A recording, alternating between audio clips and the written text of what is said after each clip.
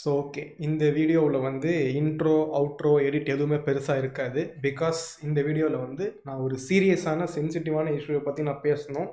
So அங்கே வந்து நான் எடிட் பண்ணி உங்களை டிஸ்ட்ராக்ட் பண்ண விரும்பலை. ஃபர்ஸ்ட் விஷயம் என்னென்னா வந்து ரீசெண்டாக இந்த அண்ணா யூனிவர்சிட்டியில் நடந்த கேஸ் பற்றி உங்களில் எத்தனை பேர் கேள்விப்பட்டிருப்பீங்கன்னு தெரியல, but at least some of you might know about that. So அப்படியே இப்போ வந்து கொஞ்சம் பின்னாடி ரீவைண்ட் பண்ணலாம். நம்ம பொள்ளாச்சி இஷ்யூ நடந்தப்போ வந்து அது எவ்வளோ வைட் ஸ்ப்ரெட்டாக கவர் பண்ணாங்கன்றதை நம்ம எல்லாருமே பார்த்துருப்போம். நியூஸ் சேனல்ஸும் சரி, சோஷியல் மீடியா கிரியேட்டர்ஸும் சரி, எல்லாமே அதை நல்லாவே கவர் பண்ணாங்க. ரொம்ப சென்சிட்டிவான இஷ்யூ அதுவும். ஸோ நான் இங்கே அந்த ரெண்டு கேஸை பற்றி நான் கம்பேரும் பண்ண வரல. இந்த ரைட் விங் இருந்ததுனால அப்போ கவர் பண்ணாங்க, இப்போ லெஃப்ட் விங் இருக்கிறதுனால கவர் பண்ணலன்றதை பற்றி நான் பேச விரும்பலை. ஏன்னா இந்த மாதிரி இஷ்யூஸ்லாம் வந்து எவன் ஆட்சியிலேருந்து நடக்க தான் செய்யும். அதை நிறுத்தணும்னா மக்களோட மைண்ட் செட் தான் மாறணுமே தவிர எந்த கட்சியினாலும் நடக்க தான் போகுது. I'm just speaking practical here.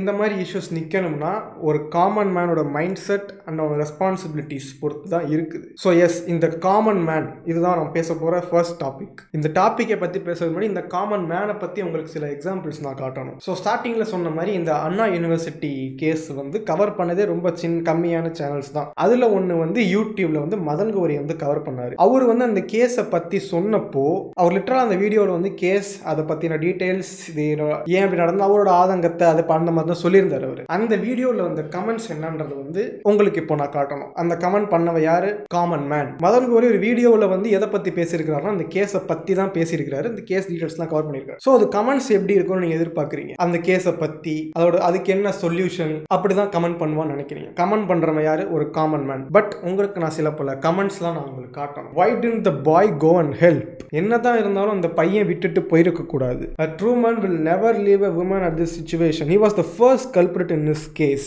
We believe that friends are supposed to be protectors of our girls when they are not with their family. These cases are giving real worries to society. So இங்கே தான் வந்து as a people நான் வந்து first problemன்றதை பார்க்குறேன். மதன் கௌரி எதை பற்றி பேசியிருந்தாரு?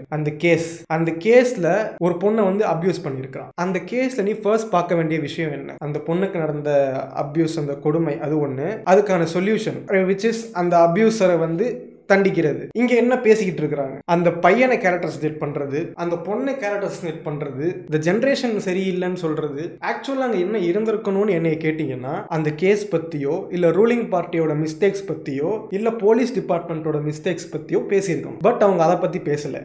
அவங்க வந்து விக்டிம் பிளேமிங் பண்ணிட்டு போயிட்டாங்க. ஸோ அந்த கேஸ்ல நடந்தது என்னதுன்னா வந்து அந்த பொண்ணும் அந்த பையனும் ஒன்னா இருந்திருக்காங்க. They both are adults. அவங்க தனியா ஒரு இடத்துல இருந்திருக்காங்க கேம்பஸ்குள்ள. அப்போ வந்து ஒருத்தன் அந்த காலேஜ்ல இல்லாத ஒருத்தன் வந்து அவங்களை வீடியோ எடுத்து மிரட்டி, உங்க அப்பா அம்மாட்ட காட்டுவேன், உங்க டீன்ட்ட காட்டுவேன் மிரட்டி, இதை நான் ஆன்லைனில் படித்ததை வச்சு சொல்கிறேன்.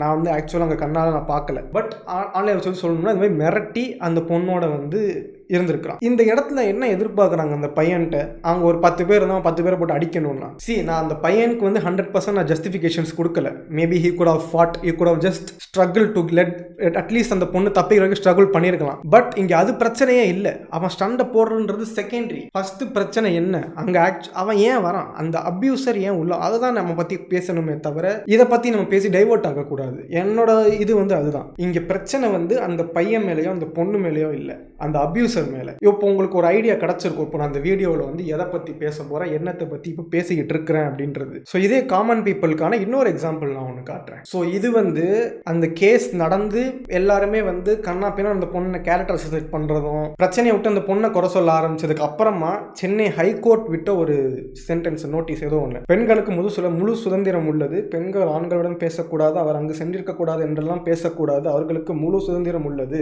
காதல் பெண்ணின் தனிப்பட்ட சுதந்திரம். இதுல எந்த பிரச்சனையுமே எனக்கு இல்லை. இது வந்து ஆக்சுவலா கரெக்டான அதுதான். பட் இங்க கமெண்ட்ஸ்ல இதுக்கு என்ன வந்திருக்கும்னு நினைக்கிறீங்க? இதுக்கு சப்போர்ட்டா வந்திருக்கும்னு நினைக்கிறீங்களா? இல்ல. சோ இதோட கமெண்ட் செக்ஷன் என்னன்றது இப்போ நான் காட்டுறேன். புதற்குள் என்னடா லவ், இதுல என்னடா சுதந்திரம் வேற, பெண்கள் ஆண்களுடன் பேசக்கூடாதுன்னு யாரும் சொல்லவில்லை, கல்லூரியில் படிக்கத்தானே அங்க போறீங்க, அங்க போய் லவ் பண்றதுக்கு அனுப்பல, பெண்கள் நம்பிக்கை கொடுத்தும் பின் கலட்டி விடுவதும் அவர்களின் சுதந்திரம். உங்களுக்கு நான் இப்போ எதை சொல்ல வரேன்றது உங்களுக்கு புரிஞ்சிருக்கும்னு நினைக்கிறேன். இதை பேசுறது இப்போ நான் கமெண்ட்ஸை படிச்சதுக்கு அப்புறமாட்டி கமெண்ட்ஸை படிக்கிறப்பயே உங்க மைண்ட் வந்து அந்த கேஸை தாண்டி இந்த கமெண்ட்ஸை பத்தி யோசிக்க ஆரம்பிச்சிருக்கும். ஸோ இப்போ எப்படி அந்த கேஸ் வந்து நாளை பின்ன உங்க மைண்ட்ல நிற்கும், அந்த இஷ்யூ எப்படி சால்வ் ஆகும், இப்போ யார் அதை பத்தி பேச போறா? ஆல்ரெடி இங்கே டைவர்ட் ஆயிடுச்சு. இப்போ எனக்கு என்ன ரொம்ப ஷாக்கிங்கான விஷயம்னா இந்த கமெண்ட்ல பொண்ணுங்களே வந்து பொண்ணுங்களுக்கு அகைன்ஸ்டா பேசுறது தான். அந்த பொண்ணும் சரி அந்த பையனும் சரி, 2 பேரும் அடல்ட்ஸ், 2 பேருமே 18 வயசுக்கு மேல உள்ளவங்க. அந்த 2 பேருக்குமே ஒருத்தருக்கு ஒருத்தர் பிடிச்சி அவங்க 2 பேரோட கன்சென்ட்டோட தனியா போயிருக்கிறாங்க. பண்ணியிருக்கிறாங்க. ஆனால் இங்கே வந்து இங்கே ஜட்மெண்ட் கமெண்ட்ஸ் வந்தது எல்லாமே எதை பற்றினா வந்து அந்த விக்டிமை பற்றியே தவிர அந்த அப்யூஸ் பண்ணவனை பற்றி இல்லை. ஓகே, காலேஜில் வந்து இதெல்லாம் பண்ணுறது தப்பு தான், காலேஜ் கேம்பஸ்குள்ளே பண்ணுறதுலாம் இது தப்பு தான். ஐ 100% அக்ரி வித் திஸ். பட் இப்போ அவங்க காலேஜுக்கு வெளில எங்கேயாச்சும் ஹேங் அவுட் பண்ணியிருந்தா அங்கே அவங்களுக்கு எல்லா பிரைவசியும் கிடைச்சிருக்குமா, இல்லை அங்கே வந்து இந்த மாதிரி பிரச்சனை நடந்திருக்காதா? இதுக்கு வந்து நான் ஒரு எக்ஸாம்பிள் காட்டுறேன். கடலுக்கு நானே எங்கள் அண்ணன் ஒய்ஃப் எல்லாம் குளிக்க போனோம் சார், குழந்தைங்களோட எல்லாரும். அங்கே போனோன்னே இவங்க குடிச்சிட்டு வந்தாங்கன்னு சொல்லிட்டு இவங்க எல்லாம் இருக்காங்களேன்ட்டு நாங்கள் வெளில வந்துட்டோம். வெளில வந்ததுக்கு அப்புறம் என்கிட்ட வந்து என்னையும் எங்க அண்ணியையும் இது மாதிரி விட்டுட்டு போங்க, இவ்வளவு 2 பேரையும் விட்டுட்டு போங்க அப்படி இப்படின்னு ரொம்ப கேவலமா பேசினாங்க. எங்க வீட்டுல இருக்கிறவங்க எல்லாரும் அவங்க கிட்ட சண்டை வளர்த்ததுக்கு அப்புறமா என் கையில இருக்கிற கலசத்தை பார்த்துட்டு நீ என்ன, நான் சொன்னேன் நாளைக்கு என்ன அவரை பாடுறான்னு நான் சொன்னதுக்கு நீ என்னவா இருக்கன்னு என்ன கேட்டாங்க. நான் இது மாதிரி நகர செயலாளர் இருக்குன்னு சொன்னேன். இது ஒரு வார்த்தை சொன்னதுக்கு நீ நகர செயலாளர் இருந்தா எனக்கு என்ன, இந்த கலசம் எல்லாம் எங்களுக்கு கீழே தான் அப்படி இப்படின்னு ரொம்ப தகாதவ, இது எங்க ஆச்சு, உங்களால என்ன பண்ண முடியும்னு இந்த வார்த்தையை கேட்டுதான் சார் அவங்க அடிச்சாங்களே. கல்யாணம் பண்ணி 2 குழந்தை பெத்த நானே வெளில வர முடியல சார். எந்த பொண்ணு சார் நம்பி வெளில வர முடியும்? போன் பண்ண உடனே 20 பசங்க அங்க வந்து நிக்கிறாங்க. நாங்க அப்போ போன் பண்ண முடியல, நான் குழந்தைய வச்சிருக்கேன், அங்க இருந்து தப்பிச்சு வர்றதுதான் நான் பார்க்க முடியுமே தவிர என் குழந்தைங்களை விட்டுட்டு நான் வர முடியாது சார். இப்போ வந்து அங்க யாரு சார் கேக்குறது? அந்த இடத்துல ஒண்ணும் எங்களால சொல்லிக்க முடியல. என் குழந்தைய அழுவுறது கூட அந்த வீடியோல நீங்க பாக்கலாம். என் குழந்தைங்க எல்லாம் அழுகுறாங்க. பெண்ணுதான் சார் நானு, நீங்க வேற ஏதாவது நாங்க கட்சின்னு வச்சு பேசணுமா? இது வந்து நான் எப்பயோ போட்ட கலசம் சார், அதுக்கோசம் கேட்டு இப்ப எங்ககிட்ட சண்டை வளர்த்துறாங்க. இது யார் சார் தட்டி கேட்பாங்க? இது தட்டி கேட்டே ஆகணும் சார், இதுனா நாங்க பிரச்சனை பண்ணுவோம், தட்டி கேட்டே ஆகணும்.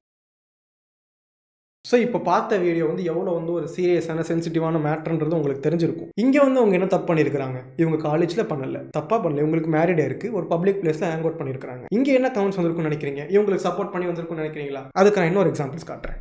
ஏன் பப்ளிக்கே இல்லாத பிளேஸை சாய்ஸ் பண்ணி போறீங்க? அப்புறம் இப்பெல்லாம் நடந்துச்சுன்னா சேஃப்டி இல்லை, கவர்மெண்ட் சரியில்லைன்னு சொல்றீங்க. இவ்வளோ சென்சிட்டிவான விஷயத்துலையும் இங்கேயும் விக்டிம் பிளேமிங்ன்றதான் நடந்திருக்கு. இங்கேயும் வந்து இவங்க ஜட்ஜ்மெண்ட் மட்டும்தான் பண்ணியிருக்காங்க. இங்கேயும் வந்து இவங்க கேரக்டர் ஸ்டேட் மட்டும்தான் பண்ணியிருக்காங்க. எவ்வளோ மூவிஸ் பார்த்துருப்பீங்க, எவ்வளோ யூடியூப் வீடியோஸ் பார்த்துருப்பீங்க, எவ்வளோ சீரிஸ் டாக்குமெண்ட்ரிஸ் பார்த்துருப்பீங்க. எல்லாத்துலையும் என்ன சொல்றாங்க? ஒரு பொண்ணுக்கு இந்த மாதிரி பிரச்சனை நடந்தால் அவங்க பயப்படாம கூச்சப்படாம வந்து வெளில சொல்லணும்னு சொல்லுவாங்க. அவங்களே வெளில வந்து இந்த மாதிரி ஒன்று அக்கேஷனில் சொன்னால் அவங்க என்ன பண்றீங்க? கேரக்டர் செட் பண்றீங்க, விக்டிம் பிளேமிங் பண்றீங்க. லைக் இந்த அக்கா இந்த ஆண்டிக்கு பண்ண மாதிரி அந்த காலேஜ் பொண்ணுக்கும் சரி பயப்படாம வெளில வந்து சொன்னிச்சு. என்ன நடந்தது? எஃப்ஐஆர் லீக் ஆச்சு, கேரக்டர்ஸ் நடந்துச்சு, அந்த பொண்ணு மேலே அவ்வளோ ஜட்ஜ்மெண்ட்ஸ் வந்துச்சு.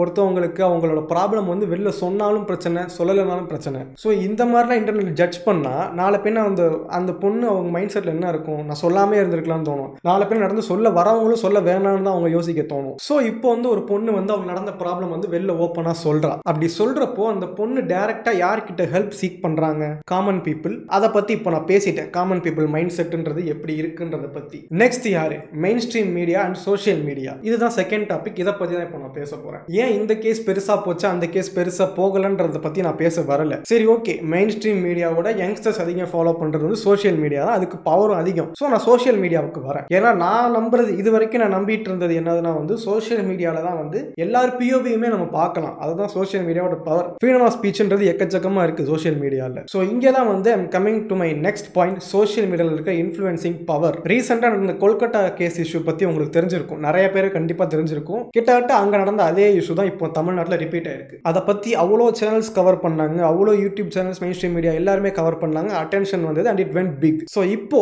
இங்கே வந்து இந்த இஷ்யூவை பற்றி எந்த சேனல்ஸுமே வந்து கவர் பண்ணலை பெருசாக. இப்போ நான் வந்து யாரையும் பிளேம் பண்ணல, I'm just telling you one example. இப்போ வந்து எக்ஸ் சேனல் ஒன்று இருக்கு, அந்த பாலிடிக்ஸ் பேஸ் பண்ண சேனலுக்கு வந்து கன்சிஸ்டண்டாக ஒரு 400 to 500K வியூஸ் புல் பண்ணக்கூடிய கெப்பாசிட்டி அவங்களுக்கு இருக்கு. அந்த 400 to 500Kன்றது தான் அந்த சேனலோட இன்ஃப்ளூயன்ஸ் பவர். ஒரு 400K பீப்புள் வந்து அவங்களால இன்ஃப்ளூயன்ஸ் பண்ண முடியும். இப்போ அந்த சேனல் வந்து இந்த இஷ்யூவை பற்றி அவங்க கவர் பண்ணியிருந்தாங்கன்னா which is their genre, which is their content, politics தான் அவங்க கண்டென்ட். இப்போ அந்த சேனல் அவங்க அதை கவர் பண்ணியிருந்தாங்கன்னா அந்த 400K வியூஸ்ல 0.1% 400 பீப்புள்ஸ் நான் எடுத்துக்கிறேன். 400 பீப்புள்ஸ் வந்து ஒரு மெயின் கேரக்டர்ஸாக இருக்க மாட்டாங்க. அந்த 400 பீப்புள்ஸ்ல வந்து ஒரு 100 பேர் அதை பற்றி போஸ்ட் போட்டிருக்க மாட்டான். அந்த 100 பேரை பார்த்தா இன்னும் 50 பேர் போட்டிருப்பான். கண்டிப்பா அந்த கேஸுக்கு அட்டென்ஷன் வந்திருக்கும். அது கூடவே நம்ம ஃபர்ஸ்ட் பார்த்தோமே ஜட்ஜ்மெண்ட்ஸ் அண்ட் கேரக்டரைசேஷன்ஸ் அதுவுமே நிறையவே வந்திருக்கும். பட் கண்டிப்பாக அந்த கேஸ்க்கு அட்டென்ஷன் வந்திருக்கும், which is the primary thing. இப்போது அந்த மேலே இருக்க அந்த எக்ஸ் சேனல் கவர் பண்ணாதனால இங்கே டோட்டலாகவே இந்த பிரான்ச் உடஞ்சிருச்சு. யாருமே இதை பற்றி பெருசாக கவர் பண்ணல, யாருக்குமே இந்த இஷ்யூ பற்றியே தெரியல. ஆக்சுவலாக நான் ஜஸ்ட்டு வந்து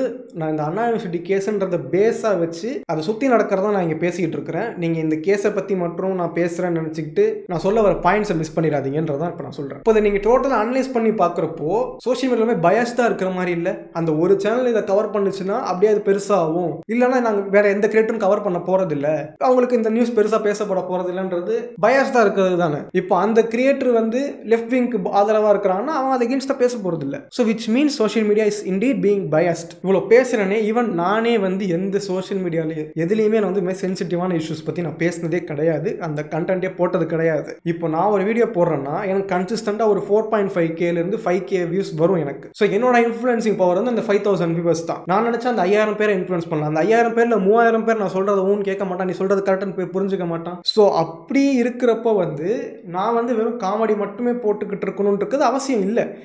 நான் என் சேனல் நான் என்ன வேணால் பண்ணலாம். ஐம் ஜஸ்ட் சேயிங் சோஷியல் மீடியாவில் ஒருத்தருக்குமே வந்து இன்ஃப்ளூயன்ஸ் பவர் இருக்குது. ஏன் இப்போ இந்த வீடியோ பார்த்து கமெண்ட் பண்ணுறீங்கல்ல, உங்களுக்கே கூட சோஷியல் மீடியா இன்ஃப்ளூயன்ஸ் பவர் இருக்குது. இப்போ அந்த கமெண்ட்ஸ் நான் காமிச்சேன்ல, அந்த ஒரு டிஸ்டர்பிங்கான கமெண்ட்டுக்கே அவ்வளோ பேர் லைக் பண்ணிங்க. அந்த கமெண்ட் வந்து ஒரு சில பேரை இன்ஃப்ளூயன்ஸ் பண்ணுது. நீ போடுற கமெண்ட் ஒரு சில அவ்வளோ பேரை இன்ஃப்ளூயன்ஸ் பண்ணும். ஸோ ஓகே, இப்போ வந்து இந்த கிரியேட்டர்ஸ்லாம் வந்து இதை பற்றி பேசி, நிறைய கிரியேட்டர்ஸ் இதை பற்றி பேசி போட்டால் இந்த இஷ்யூ சால்வ் ஆகிடுமான்னு கேட்டிங்கன்னா இல்லை. இது வந்து திரும்ப நான் ஃபஸ்ட்டு சொன்ன அதே பாயிண்ட்டுக்கு தான் திரும்ப வரும், விச் இஸ் காமன் மேன். இந்த இடத்துல அந்த காமன் மேனை வந்து காமன் பீப்புளை வந்து நான் ஆடியன்ஸ்னு சொல்கிறேன். உங்களுக்கு ஜஸ்ட் வந்து புரியணுன்றதுக்காக நான் அவங்கள ஆடியன்ஸ்னு சொல்கிறேன். இப்போ ஒரு கிரியேட்டர் இந்த மாதிரி சென்சிட்டிவான இஷ்யூ பற்றி வீடியோ போடுறான்னா அவனுக்கே வந்து ஒரு பயம் இருக்கும், நம்ம வந்து கரெக்டாக போடணும், நம்ம வந்து எந்த விதமான தப்பான பயஸ்டான பாயிண்ட்ஸ் வச்சிடக்கூடாது, நம்ம ரெப்புடேஷன் போயிடக்கூடாதுன்ற பயம் கண்டிப்பாக அவனுக்கு இருக்கும். ஈவன் நானே இந்த வீடியோ போடுறதுக்கு முன்னாடி நிறைய பேர் ஒப்பீனியன்ஸ் அண்ட் பிஓவிஸ் கேட்டுட்டு தான் நான் வந்திருக்கிறேன், which is good and bad. குட்ன்றது எதுக்கு சொல்கிறேன்னா வந்து இந்த மாதிரி ஒரு சென்சிட்டிவான இஷ்யூ பேசுகிறப்ப ஆப்வியஸாக அந்த யூடியூபர் வந்து ஒரு பேசிக் ரிசர்ச் பண்ணிட்டு வந்து பேசுவான். பேடுன்றது எப்போனா வந்து audience, which is you judging the creator. இப்போ ஒரு கிரியேட்டர் என்னையவே வச்சுக்க, நான் இப்போ இந்த இஷ்யூவை பற்றி பேசுகிறேன். இப்போ நான் வந்து இந்த இஷ்யூவை பற்றி பேசுகிறப்போ வியூவர்ஸாக நீங்கள் வந்து எதை பற்றி நீங்கள் யோசிக்கணும்னா, நான் என்ன பிரச்சனையை பற்றி பேசுகிறேன், அந்த பிரச்சனைக்கான சொல்யூஷன் என்ன, ஏன் இந்த பிரச்சனை நடக்குது, இந்த மூணுத்தை பற்றி தான் நீங்கள் யோசிக்கணுமே தவிர இவன் ஏன் இதை பேசுகிறான், இவன் பேக்ரவுண்ட் என்ன, இவன் இதுக்கு முன்னாடி என்ன சொல்லியிருக்கிறான், இல்லை இதுக்கப்புறம் என்ன சொல்ல போறான்றதான் நீங்க பாப்பீங்க. இப்போ நான் இந்த இஷ்யூ பத்தி பேசுனேன்னா எனக்கு வந்து ஃபெமினிஸ்ட்னு ஒரு பட்டம் வைப்பீங்க. ஃபெமினிஸ்டா இருக்கிறது தப்பு கிடையாது, டாக்ஸிக் ஃபெமினிசம் தான் தப்பு. இன்னொன்று என்ன சொல்லுவீங்க, நீனே யூடியூப்ல வியூஸ், ரீச், சப்ஸ்கிரைபர்ஸ்க்காக பேசுற, மானிட்டைசேஷன் காசுக்காக பேசுற அப்படின்பீங்க. இந்த வீடியோ நான் மானிட்டைஸே பண்ணல, உங்களுக்கு ஆட்ஸ் வரக்கூடாது, பட் யூடியூப் எப்படின்னு எனக்கு தெரியல. வேற என்ன சொல்லுவீங்க, நாளைக்கே நான் இப்போ ஒரு மீம் ரியாக்ஷன் போடுறேன்னு வச்சுக்க, அதுல வந்து என்ன சொல்லுவீங்க, அன்னைக்கு நல்ல மாதிரி பேசிட்டு இப்போ இந்த ஜோக்ஸுக்கெல்லாம் சிரிக்கிறீங்க, என்னைய திருப்பி என்னைய வந்து கேரக்டர் அசோசியேட் பண்ணுவீங்க, என்னைய வந்து ஜட்ஜ் பண்ணுவீங்க. ஒரு கிரியேட்டரோட பவரே வந்து அவங்க பார்க்குற வியூவர்ஸ் தான். அந்த வியூவர்ஸை விட்டுறக்கூடாதுன்றதான் அவன் எப்பயுமே நினைப்பான். அவனே வந்து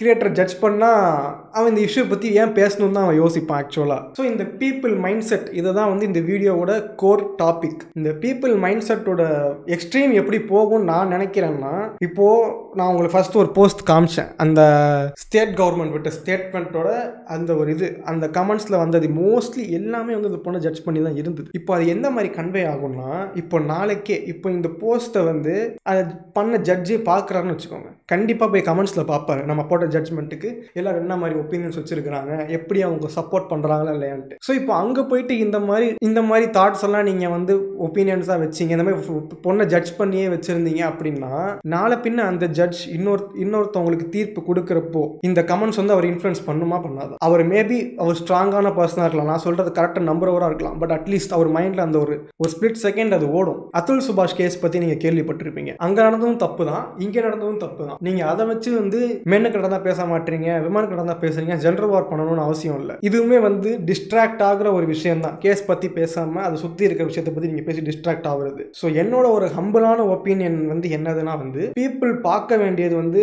பிரச்சனையை தான். அந்த பிரச்சனைகளுக்கு விக்டிமையோ, விக்டிமோட ஜெண்டரையோ, அந்த விக்டிம் என்ன பண்ணியிருப்பான் அவனுக்கு அந்த நிலைமை வரதுக்கு, ஏன் இந்த விக்டிம் இதை வந்து அப்படி பண்ணியிருக்கலாமே, அதை பற்றி இல்லை. ஒரு பிரச்சனைனா அந்த பிரச்சனையோட கோரை பார்க்கணுமே தவிர அதை நம்ம ஜட்ஜ் பண்ணணும்னு அவசியமே இல்லை. ஸோ இப்போ நடுவில் நான் சொன்னேன்ல, இதுக்கு வந்து கிரியேட்டர்ஸ் ஃபோக்கஸ் பண்ணால் அந்த இஷ்யூ சால்வ் ஆகிடுமா அப்படின்னு கேட்டிங்கன்னா, கிரியேட்டர்ஸ் ஃபோக்கஸ் பண்ணால் அட்டென்ஷன் தான் இருக்குமே தவிர அதுக்கு சொல்யூஷன் கிடைக்குமா எனக்கு தெரியாது. எப்போ சொல்யூஷன் கிடைக்கும்னா, எப்போ வந்து ஒரு பிரச்சனையை வந்து பிரச்சனையாக பார்க்குறோமோ, அதை தாண்டி நம்ம ஜட்ஜ் பண்ணாமல் அந்த பிரச்சனையோட கோரை பார்க்குறோமோ அப்போ தான் இதுக்கெல்லாம் வந்து ஒரு சொல்யூஷன் கிடைக்கும். ஸோ இன்டர்நெட்டை வந்து டாக்ஸிக்காக ஜட்ஜ்மெண்டல் பிளேஸாக மாற்றாமல் ஒரு நல்ல பிளேஸாக வச்சுக்கிட்டோம்னா அட்லீஸ்ட் இந்த மாதிரி தப்பு நடந்தால் அட்லீஸ்ட் இந்த இன்டர்நெட் மேலே அவங்களுக்கு ஒரு ஹோப் இருக்கும். இன்டர்நெட்டில் நமக்கு ஒரு சொல்யூஷன் கிடைக்கும், நம்ம ஃபீலிங்ஸை புரிஞ்சுப்பாங்க அப்படின்றது. தேங்க்யூ. Happy new year.